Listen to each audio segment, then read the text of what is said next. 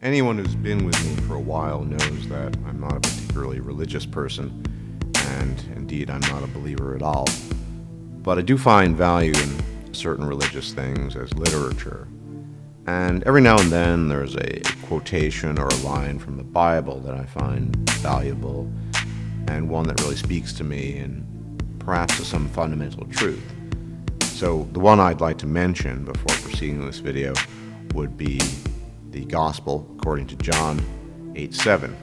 This is the famous scene where Jesus is presented with this adulterer woman by the Pharisees, and they cite the Old Testament punishment of stoning her, and to offer the direct quote, "So when they continued asking him, he lifted up himself and said unto them, He that is without sin among you, let him first cast a stone at her."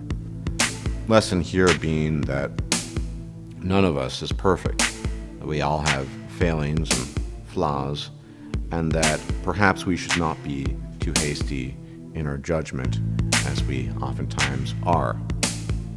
Now recently, and this is a partial inspiration for this video, but it's a broader concern I've had for a very, very long time, perhaps since, well, forever. Hugh Mann, the great Antipodean lord, made a video about sympathy as well as a general lack of compassion.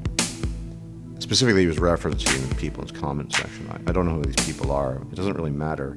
But the broader topic of compassion and understanding is one that is near and dear to my heart, specifically with respect to men. Now, I don't think you'll find anybody in all of the manosphere who will claim that there is some surplus of compassion, understanding directed towards men in the world. You need only look at the world and the landscape surrounding you to realize that if someone made that claim, it would be absolutely, irrefutably false. Whether it comes to homelessness rates, rates of suicide, rates of social isolation, etc., etc. All these things afflict men with greater frequency than they do women. And I'm not pointing this out necessarily as a contest. I'm not fond of these contests, sort of tit for tat. But the bottom line, the matter of fact here, is that there is a dearth of compassion for men. There's a shortage, absolutely. Most people don't give a shit. Whereas as a group, collectively, many people do give a damn about women in a way they simply don't about men. And sometimes, unfortunately, when I look at the manosphere, I see this same consistency, this lack of compassion. Not to make the claim that many in the manosphere have compassion towards women, but it's conspicuously absent with regards to men. And that puzzles me. You see, long ago, I realized something fundamental, something along the lines of what Jesus is saying, that as horribly imperfect as I am, as sinful as I am, I don't mean this in any metaphysical or biblical sense, but simply a flawed human being, I need to be very cautious in rushing to judgment on people and condemning what they do and who they are. That's particularly true of qualities that are, quote unquote, beyond their control. But the point I'm making is, where is the compassion directed towards men for the suffering of men? Especially when men make mistakes. He that is without sin among you, let him first cast a stone at her.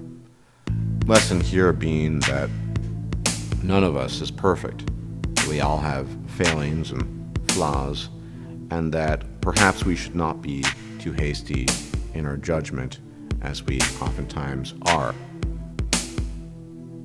But we are all in the same boat, give or take. And so in condemning one man, I am necessarily condemning myself. I don't see discontinuity there, I see continuity. Even if the interests are vastly different, even if we come from vastly different places, both geographically, politically, philosophically, etc., etc., I still want to understand his story. I still want to get him.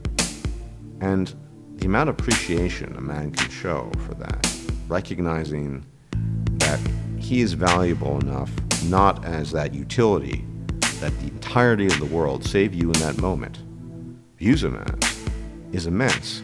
You're actually acknowledging that he does have humanity when you show him understanding, when you open up your ears, when you listen to his story. That's compassion. And the judgment and the gavel, this is not much better than all the other BS that he has to deal with. And I can't understand this callousness and sometimes cruelty I see exercised in taking down other men and saying that they're quote unquote bad because they made some mistake. So Hugh Mann brought up in that video some hypothetical example. What if he were to stumble or fall or make a mistake? What if he were to fall in love, whatever that means, and let his emotions get the best of him? Are you going to condemn him then? Are you going to call him a sucker, a fool, a cuck? Well, some of you might do that, but I wouldn't do that.